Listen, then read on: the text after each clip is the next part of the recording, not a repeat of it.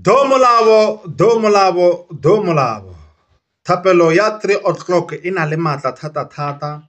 Why? Because ke yona e re botsang hore batho ba ileng hore ba go bakisa manaba a hao ke batho ba mo gaufi. Akere Morena Jesu o botsa Peter a re Peter o tlo nlatola pele mokoko o lela hararo. Ke nnete Peter o latotse Morena Jesu Kriste hararo.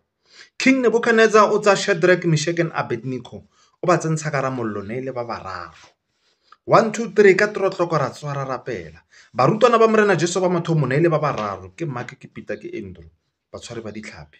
So 3 o'clock he we rapela akere nako ngwe tlo utlwa bare tsa eng tse 3 o di lokele. Rapela kae hararo eng hararo.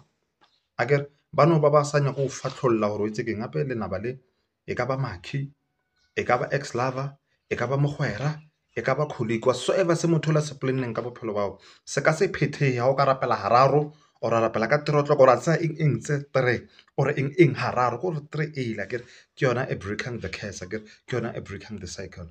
Amen.